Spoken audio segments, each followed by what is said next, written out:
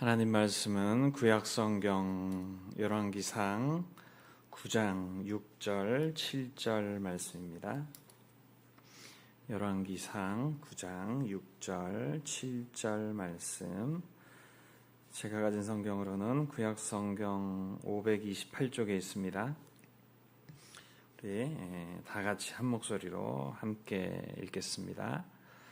만일 너희나 너희 자손이 아주 돌아서서 나를 따르지 아니하며 내가 너희 앞에 둔 나의 계명과 법도를 지키지 아니하고 가서 다른 신을 섬겨 그것을 경배하면 내가 이스라엘을 내가 그들에게 준 땅에서 끊어버릴 것이요 내 이름을 위하여 내가 거룩하게 구별한 이 성전이라도 내 앞에서 던져버리리니 이스라엘은 모든 민족 가운데에서 속담거리와 이야기거리가 될 것이며. 아멘.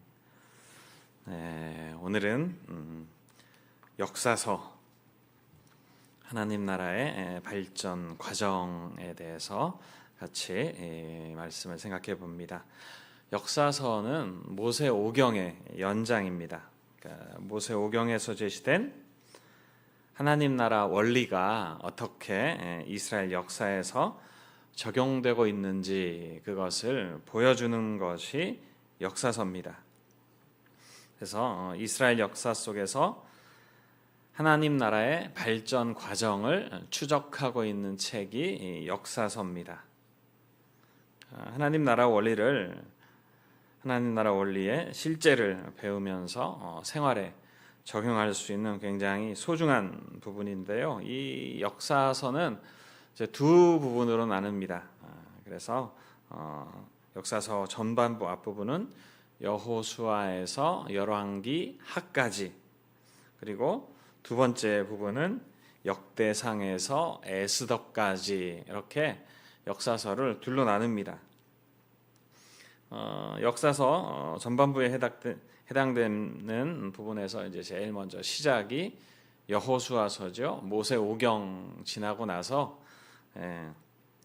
다음에 나오는 게 여호수아인데요. 이 역사서 첫째 부분은 하나님 나라 원리가 실제로 어떻게 적용되는지를 보여주는 하나님 나라의 운행 법칙입니다. 하나님 나라 주권을 인정하면 번성하고, 하나님 나라 주권을 거부하면 땅을 빼앗기고 멸망하는 이런 원리가 여기에 나오고 있습니다. 그래서 핵심은 역사 속에 진행되는 하나님 나라의 운명은 하나님의 백성인 이스라엘이 하나님의 주권을 인정하면서 하나님 말씀에 순종하는 데 달려 있어요. 그래서 하나님 나라 주권을 인정하면 번성하고, 거부하면 땅을 빼앗기고 멸망하는 것. 그래서 이런 과정 속에서 여호수아에서 시작을 해서 사사기, 룻기, 사무엘, 상하, 열왕기, 상하까지 보면 이 흐름이 있죠. 흥망성쇠, 이런 흐름이 있습니다. 그러니까 여호수아서는, 여호수아 시대는 흥하죠. 그래서 가나안 땅을 정복해서 차지합니다. 점점 더 이제 약속의 땅을 이제 차지하는 부분이 많아지죠. 그랬다가 여호수아가 죽고 나서 뛰어난 지도자들이 사라지고 또 등장하지 않고, 그러면서 이제 점점 더 쇠락의 길을 걷는 시대가 이제 사사기죠. 사사. 그래서 이제 망에 해당하죠. 그래서 사사들은 이스라엘이 우상 숭배하고 자꾸 하나님으로부터 멀어지게 되면 주변 민족들의 침략을 받고, 그러면 하나님께서 사사들을 세워서 또 대적들을 물리치고, 이런 과정이 반복되는 것이 사사기죠. 그러다가 이렇게 망해가는 이런 시절에서 다시 이제 성 위로 이제 올라가는 그런 부분이 누구를 통해서냐면 룻을 통해서, 룻기를 통해서 하나님께서 그럼에도 불구하고 이스라엘이 계속 우상 숭배하고 하나님으로부터 멀어져 간 것을 겪으면서도 그럼에도 불구하고 하나님 나라는 또 룻이라고 하는 이방 여인을 통해서 또 하나님께서 계획을 이루어가는 것, 그리고 또 그 절정에는 누가 있느냐? 사무엘이 있는 거죠. 사무엘. 그래서 이 사사 시대의 종말을 찍으면서 사무엘이 이스라엘 백성들이 이제 하나님께 회개하고 신앙으로 다시 돌아오도록 외치고, 또 사무엘의 뒤를 이어서 이제 다윗, 이제 솔로몬 때까지는 이 성에 흥하는 그런 시기가 되었다가 이제 솔로몬 말년부터 해서 다시 이제 쇠약해지는 그런 시기들이 쭉 나와요. 그래서 열왕기 상하에 가면 이제 그런 왕들의 그런 우상 숭배하는 죄악된 모습들이 쭉 이어서 나오게 됩니다. 이제 여호수아서 먼저 보면 여호수아서의 주된 내용은 어떻게 보면 이제 가나안 정복 전쟁이죠. 여호수아는 그래서 여호수아를 중심으로 해서 이스라엘 민족들이 약속의 땅에 들어가서 어떻게 그 땅을 차지하는지 정복 전쟁에 대한 기록인데, 그 땅을 정복하는 데 있어서 요구되는 필수 사항이 뭐냐면 말씀에 순종하는 겁니다. 하나님 말씀에 순종하는 거예요. 근데 여호수아는 하나님 말씀에 철저하게 순종해서 그 땅을, 약속의 땅을 정복해 나갑니다. 그리고 또 이제 여호수아가 이제 수명을 다하고 이제 죽게 될 때 남은 땅을 이제 계속 정복해서 새 땅을, 새로 얻은 땅에서 하나님을 잘 섬기는 것, 이렇게 이어지는 것이 여호수아입니다. 먼저 여호수아 11장 23절 같이 읽어볼까요? 시작.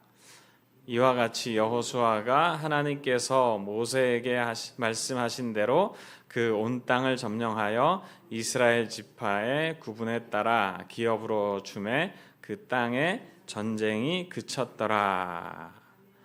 여호수아가 여호와께서, 하나님께서 모세에게 말씀하신 대로 그대로 순종했다는 거죠. 온 땅을 다 점령해서 나눠주었다. 그런데 뒤에 여호수아 24장 14절 말씀 한번 읽어볼까요? 시작. 그러므로 이제는 여호와를 경외하며 온전함과 진실함으로 그를 섬기라. 너희의 조상들이 강 저쪽과 애굽에서 섬기던 신들을 치워버리고 여호와만 섬겨라. 새로 얻은 땅에서는, 새로 차지한 땅에서는 하나님만 섬기라는 거예요. 조상들이 섬겼던 다른 신들은 다 이제 치워버리고 하나님만 섬기라. 그 내용이 이제 여호수아서 이제 뒷부분에 나오죠. 그런데 이 사사 시대로 넘어가면서 이제 사사기를 보면 이스라엘이 여호수아 시대 때 땅을 정복하긴 했지만 아직도 다 쫓아내지 못한 땅들이 있었어요. 남겨진 땅들이 있어서 그 남은 땅을 정복하라고 하나님께서 말씀하셨는데 그 명령에 순종하지 않고 안주합니다. 그래서 그 땅에서 이방 민족을 다 몰아내라고 하나님께서 말씀을 하셨는데 웬만큼 차지하고 또 남겨져 있는 사람들 있잖아요. 왜 남겨져 있을까요? 거기는 좀 싸우기가 힘든 곳이란 말이죠. 공격해서 차지하기가 힘든 부분들이 있는 거예요. 그렇죠? 요새 같은데 그래서 그 안에서 수비를 하면 쳐서 우리 걸 만들기가 힘든 부분들이 있단 말이죠. 힘든 거는 안 하는 거죠. 이만큼 했으니까 됐지, 이런 생각을 하면서 안주를 합니다. 그런데 하나님께서 왜 몰아내라고 하셨을까요? 거기 그 사람들이 이렇게 남아있으면 그 사람들이랑 만나면서 접촉을 하면서 영향을 받게 돼 있어요. 그들이 섬기는 우상도 자연스럽게 이스라엘에 들어오게 되는 거죠. 그리고 또 이미 예전부터 그 땅에서 정착해서 살았기 때문에 거기에 어울리는 맞는 문화, 그 사람들의 문화가 있잖아요. 근데 그 풍습이 이스라엘에게도 자연스럽게 들어오는 거예요. 근데 뭐 문화라는 이름으로 뭐 좋은 것만 들어오는 게 아니라 우상 숭배도 같이 들어오는 거잖아요. 예? 그러면서 몰아내지 못하고 그 땅 거민들의 풍습을 받아들입니다. 예? 그 사사기 2장 1절에서 3절 말씀 같이 한번 읽어보겠습니다. 시작. 여호와의 사자가 길갈에서부터 보김으로 올라와 말하되 내가 너희를 애굽에서 올라오게 하여 내가 너희의 조상들에게 맹세한 땅으로 들어가게 하였으며 또 내가 이르기를 내가 너희와 함께한 언약을 영원히 어기지 아니하리니 너희는 이 땅의 주민과 언약을 맺지 말고 그들의 제단을 헐라 하였거늘 너희가 내 목소리를 듣지 아니하였으니 어찌하여 그리하였느냐. 그러니까 하나님 말씀에 순종하지 않고 자기들 편한 대로 했다는 거예요. 그래서 이방 주민들과 계약 관계를 맺으면서 또 그러다 보니까 그들의 요구를 존중해야 되잖아요. 그러니까 그 사람들이 섬기는 제단들도 그냥 두고 그랬다는 거죠. 그래서 하나님의 사자가 이스라엘을 이제 꾸짖고 있는 겁니다. 그래서 결국 이스라엘은 뒤에 3절 같이 읽어볼까요? 시작. 그러므로 내가 또 말하기를 내가 그들을 너희 앞에서 쫓아내지 아니하리니 그들이 너희 옆구리에 가시가 될 것이며 그들의 신들이 너희에게 올무가 되리라 하였노라. 하나님 말씀에 순종하지 않으니까 하나님께서 그냥 그들을 그냥 남겨두셔서 그들이 힘든 삶을 살아가게 하신다니까. 옆구리에 가시가 되게 하고 신들이 너희의 올무가 돼서 너희를 묶어서 너희의 자유를 억압하게 될 거다. 이렇게 말씀하십니다. 그래서 결국 이스라엘은 우상숭배의 길로 빠집니다. 사사기 3장 7절 말씀 읽어보겠습니다. 다음 시작. 이스라엘 자손이 여호와의 목전에 악을 행하여 자기들의 하나님 여호와를 잊어버리고 바알들과 아세라들을 섬긴지라. 네. 그렇게 해서 이 사사 시대는 계속해서 죄와 징계가 반복이 됩니다. 그래서 이스라엘이 죄를 짓죠. 우상 숭배하고 죄를 지으면 하나님께서 징계를 하시는데 어떻게 징계하십니까? 이방 민족을 통해서 이스라엘을 핍박하세요. 그래서 농사지으면 막 농사진 거 다 뺏어가고 약탈하고 그래서 어려움을 겪으면 또 이스라엘 백성들이 하나님께 호소하죠. 그러면 하나님께서 들으시고 사사를 세워서 그 사사를 중심으로 해서 그 이방 민족을 물리치고 그 땅에 이스라엘 사람들에게 평화가 있게 합니다. 그래서 또 한동안 또 하나님 잘 섬기고 지내는 것 같다가 또 조금 시간이 지나면 다시 죄를 짓는 거예요. 우상 숭배 가는 거예요. 그러면 또 이방 민족이 또 핍박하고 이렇게 죄와 징계가 반복이 됩니다. 그런 속에서 이제 사사를 통해서 구원을 얻기도 했지만 그러나 이스라엘은 하나님의 사명을 점점 잃어가는 거예요. 그래서 맨 나중에 사사기 맨 뒷부분에 보면 사람들이 다 자기 소견에 오른 대로 했다. 그렇게 사사기가 끝나죠. 그리고 나서 이제 뒤에 룻기가 나오는데 룻기는 효심 많은 이방 며느리 룻에 대한 이야기로 그치는 것이 아니고요. 이스라엘이 그렇게 우상 숭배하고 죄악의 길로 빠져갈 때에 하나님께서는 이방 여인을 통해서 하나님의 구원을 이루어 가시는 것을 보여주십니다. 그래서 룻과 보아스의 믿음을 통해서 이스라엘 공동체는 회복하고 또 소망의 씨앗이 거기서부터 싹을 틔우게 됩니다. 이 룻과 보아스 부부를 통해서 나중에 다윗이 태어나죠. 다윗의 증조 할머니가 되잖아요. 룻이. 그리고 또 그 다윗 가문에서 예수 그리스도가 태어나게 되는 거예요. 이 이방 여인 룻이라고 하는 사람을 통해서 하나님께서는 하나님 나라의 계획을 계속 이어가시는 거예요. 이스라엘은 우상 숭배로 점점 더 하나님으로부터 멀어져 갔지만 그러나 하나님께서는 하나님 나라를 어떻게 세워가시냐? 이방 여인을 통해서 세워가시는 거예요. 이것이 룻기가 가지는 굉장히 중요한 거예요. 그리고 룻기의 뒤를 이어서 이제 사무엘 상하가 나오죠. 그러니까 사무엘을 보통 마지막 사사라 그래요. 사사 시대에 거의 마지막 사사. 그러니까 사무엘이 사사 역할을 했다는 거죠. 그 앞에 있는 많은 사사들처럼 사사 역할을 했는데 사무엘 때로 이제 사사 시대가 끝나게 되고 이제 왕정 시대로 들어오게 되거든요. 그래서 하나님께 백성들이 부르짖어서 사울이라고 하는 왕을 세우게 되잖아요. 그래서 사무엘에 의해서 이스라엘은 이 사사 시대의 우상 숭배에서부터 벗어나게 되는 거예요. 그리고 뭐 이런저런 사건이 있었지만 또 다윗이 왕이 된 이후에는 하나님의 성전을 건축하려는 계획까지 세우게 되는 거예요. 이게 신앙심이 점점 더 올라가는 거죠. 그렇죠? 그래서 흥망성쇠에서 성으로 올라가는 거예요. 이렇게 사무엘과 다윗을 통해서 회복된 하나님의 백성 이스라엘이 그 시기에 이제 번영기를 누리게 되는 겁니다. 그래서 다윗의 왕국이 확장이 되고 이스라엘의 국력이 점점 더 높아지게 됩니다.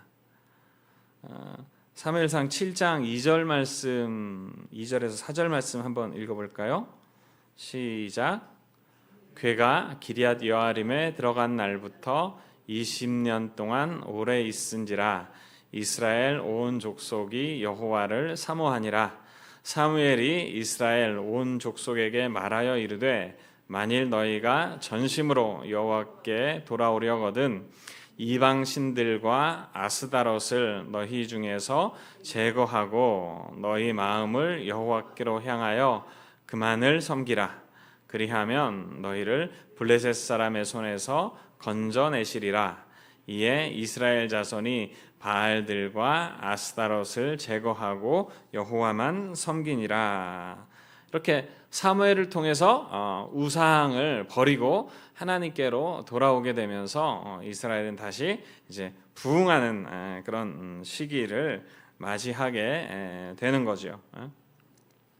거기에 중요한 역할을 했던 사람이 사무엘이고, 그리고 그들을 위해서 이제 다윗이 하나님 나라를 확장시켜 나갑니다. 그렇게 해서 끝까지 좋은 상태로만 가면 좋겠는데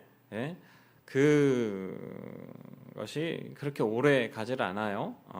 그리고 다윗을 통해서 이루어졌던 번영기가 이제 솔로몬 시대까지 쭉 이어지는데, 솔로몬이 하나님 말씀대로 끝까지 나라를 잘 다스렸냐면 그렇지를 못했어요. 처음에는 겸손하게 정말 하나님, 나는 아직 어리고 그래서 경험도 없고 이 하나님의 백성을 내가 어떻게 다스릴 줄 알지 못합니다.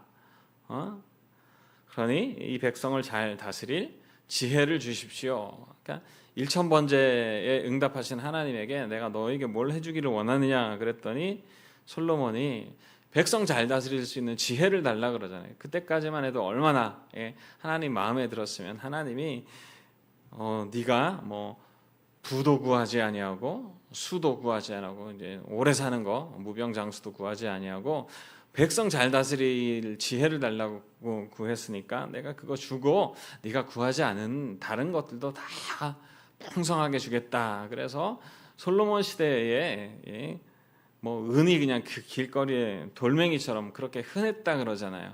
그렇게 하나님께서 축복을 해 주셨습니다. 그런데 이 솔로몬의 노년에 솔로몬이 하나님을 이제 떠나게 되는 거예요. 왜? 자꾸 세력을 확장하다 보니까 이방 나라들과 결혼 정책을 통해서 국력을 점점 더 확장시키고 이방의 공주들이 이제 솔로몬의 아내가 되면서 또 뭐 그 비위 맞추느라고 그렇겠지만 처음에는 그래서 그 이방 여인이 섬기는 신들도 자연스럽게 들어오게 되고 솔로몬이 뭐 부인이 자꾸 원하니까 뭐 이런 신당 저런 신당 뭐 자꾸 세워주는 거예요. 그러다 보니까 백성들은 그럼 보고 뭘 느끼겠어요? 왕이 저렇게 하는 거 보니까 뭐 그래도 되나 보다. 그러면서 우상 숭배가 점점 더 팽배하게 되는 거죠. 이렇게 솔로몬 노년에 하나님을 떠나게 됐고 그 결과로 이스라엘이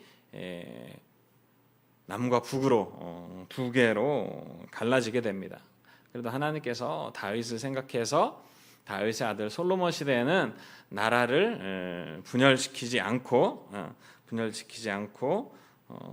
한 나라로 있게 했지만 그러나 그 아들 르호보암이 왕이 되면서부터 이제 나라가 쪼개져서 북이스라엘과 남유다로 나눠지게 됩니다.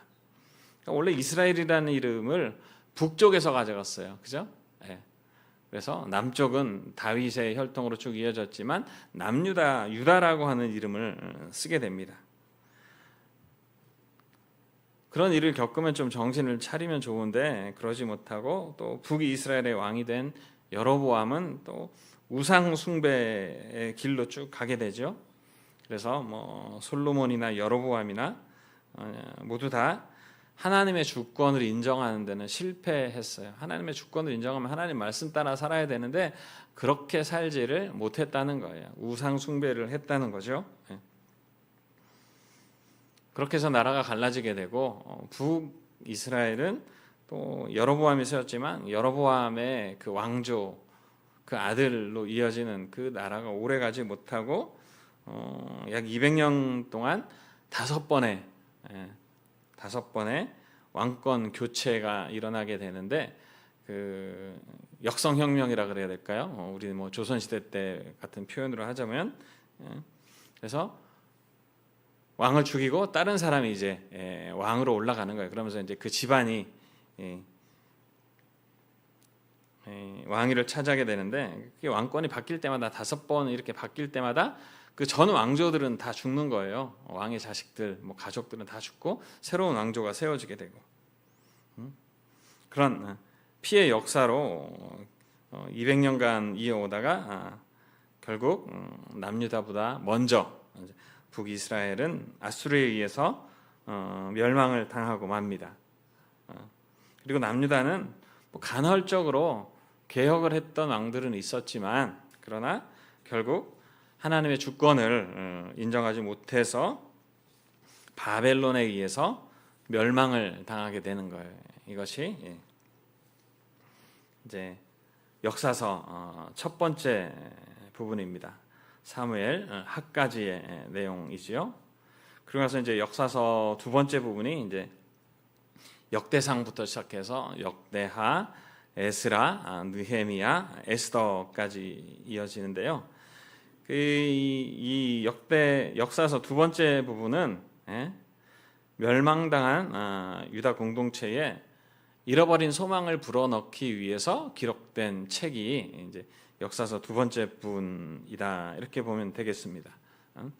앞에 그 진한 그 화살표가 보이시죠? 거기서 보이는 것처럼 이제 다윗 왕조의 보존은 역대상하 이어서 그 다음에 이제 성전 재건 에스라, 그 다음에 성벽 재건 느헤미야, 또 백성 보존 에스더 이렇게 하나님의 나라가 계속 지속되고 있는 증거를 보여주고 있습니다.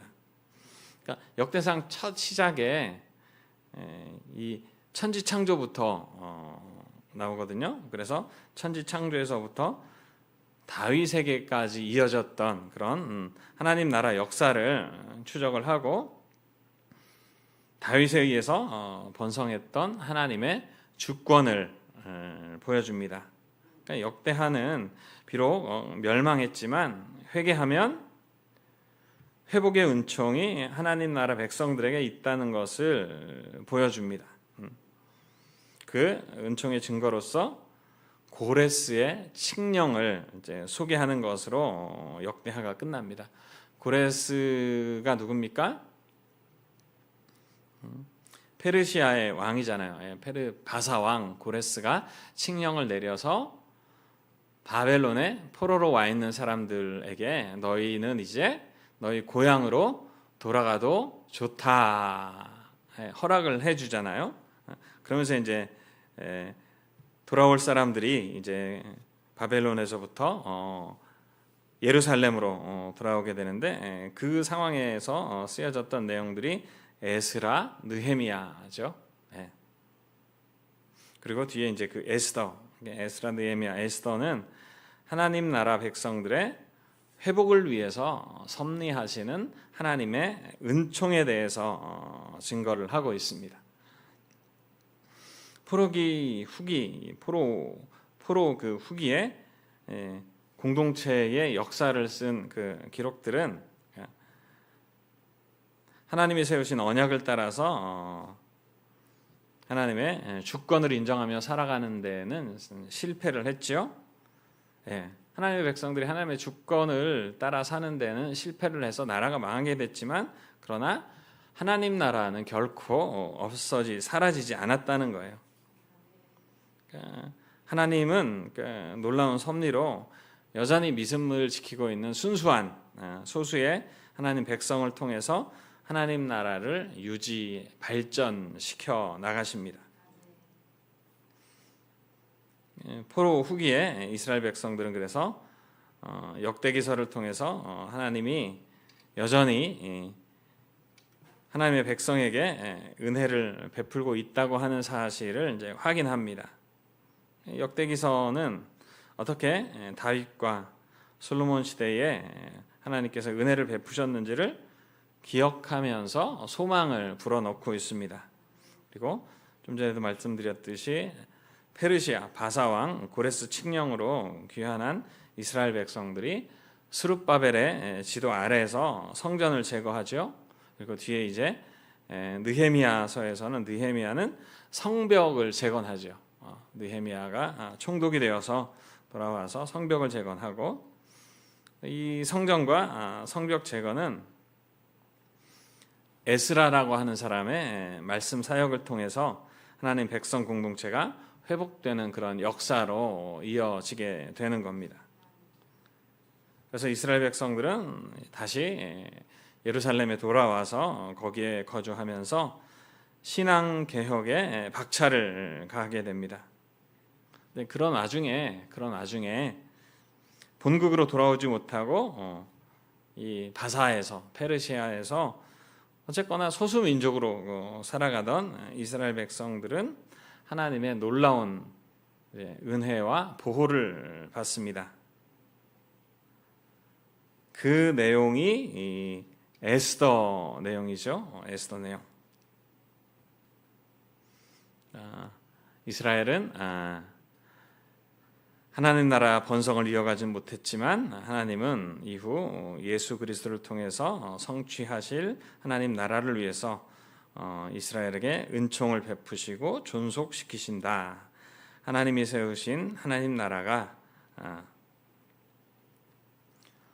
하나님 나라 다윗 왕조가 예수 그리스도를 향해서 쭉 이어져 가는 것을 우리가 그 내용 속에서 역사서 두 번째 부분에서 볼 수가 있습니다. 에스더 8장 15절에서 17절 같이 읽어볼까요? 시작. 모르드게가 푸르고 흰 조복을 입고 큰 금관을 쓰고 자색 가는 배 겉옷을 입고 왕 앞에서 나오니 수산성이 즐거이 부르며 기뻐하고 유다인에게는 영광과 즐거움과 기쁨과 존귀함이 있는지라. 왕의 어명이 이르는 각 지방 각 읍에서 유다인들이 즐기고 기뻐하여 잔치를 베풀고 그날을 명절로 삼으니 본토 백성이 유다인을 두려워하여 유다인 되는 자가 많더라. 네. 포로 신분으로 변방의 소수 민족으로 바사에 살았지만 그러나 하나님께서 하나님의 백성들을 지키고 보호해 주셔서 그들로부터 존귀함을 받게 되고 거기 사는 그 나라 바사 사람들도 유다인이 되는 자들이 많았다. 그렇게 하나님께서는 하나님의 백성들을 이제 보호하셨습니다. 하나님 나라로 역사서 관통 다음 화면을 한번 보시면 그래서 이제 정리가 됩니다. 다음은 역사서 전체를 하나님 나라 관점으로 정리한 것이다. 역사서는 모세 오경에서 시작된 하나님 나라가 어떻게 진행되고 발전되었는지를 기록한 책들이다. 역사서는 두 부분으로 나눌 수 있다. 그래서 1, 2 이렇게 나눠져 있죠. 여호수아에서 열왕기하까지는 하나님 나라의 흥망성쇠를 좌우하는 결정적인 문제가 무엇인가, 이것이 이제 핵심입니다. 하나님의 백성이 하나님이 주신 땅에서 번성함의 축복을 누리려면 언약으로 주어진 율법이 준수되어야 된다. 이것이 핵심이죠. 레위기 26장과 신명기 28장에 나옵니다. 그래서 율법은 바로 하나님의 주권이 실현되기 위해서 따라야 될 최소한의 규정입니다. 하나님의 주권이 실현되면 하나님 백성들은 흥했습니다. 그래서 여호수아 시대 때는 흥했죠. 또 사무엘 상하도 흥하는 모습을 보여줍니다. 그렇지만 하나님의 백성이 하나님의 주권을 실현하지 않으면 결국 그 번성함의 축복은 물거품이 되고 멸망과 실패가 그들에게 닥치게 되는 거죠. 그것이 이제 사사기와 열왕기 상하가 그것을 우리에게 알려주고 있습니다.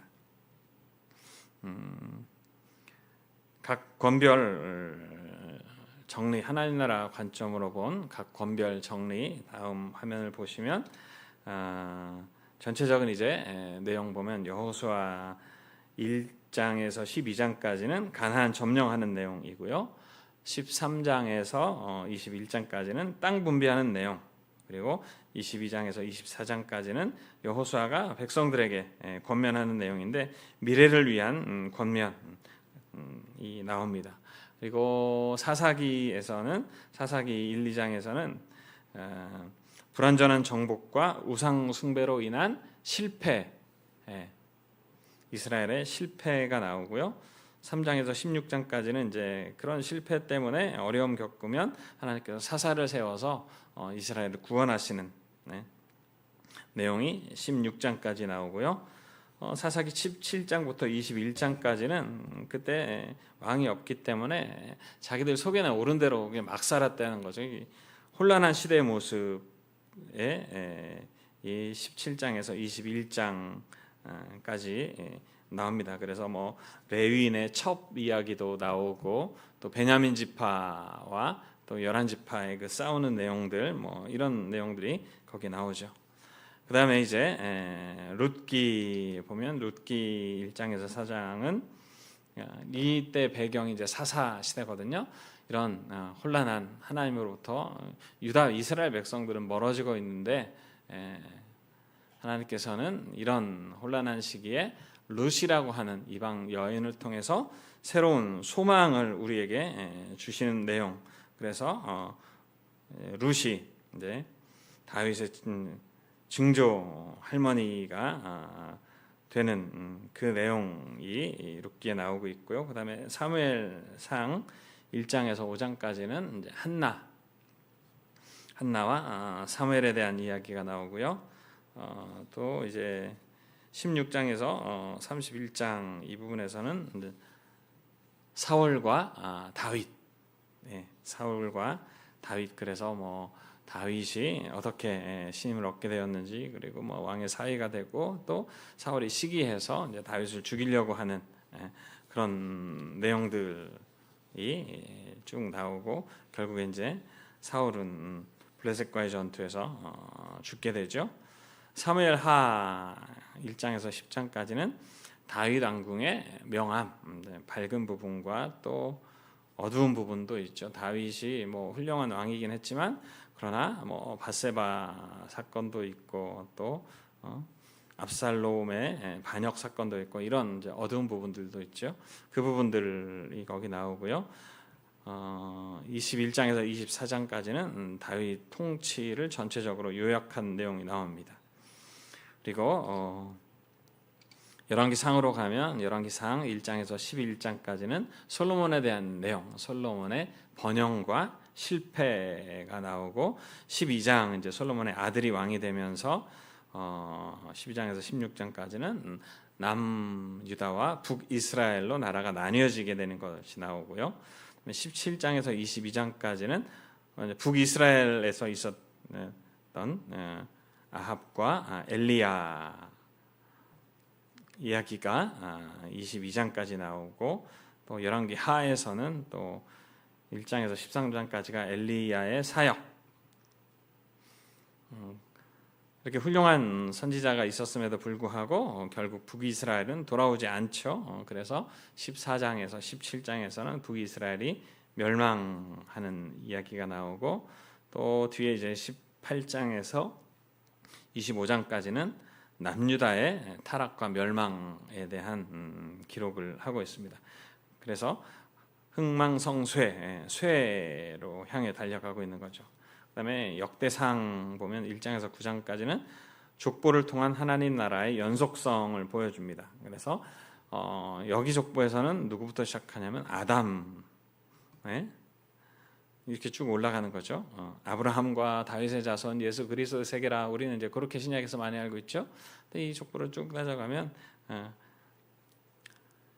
하나님 나라가 어떻게 이어졌는지를 이제 역대상에서는, 그래서 족보를 통한 정통성을 다시 한번 생각하게 하는 것이 역대상 시작 부분입니다. 그리고 10장부터 29장까지는 성전을 중심으로 한 다윗의 업적에 대한 내용입니다.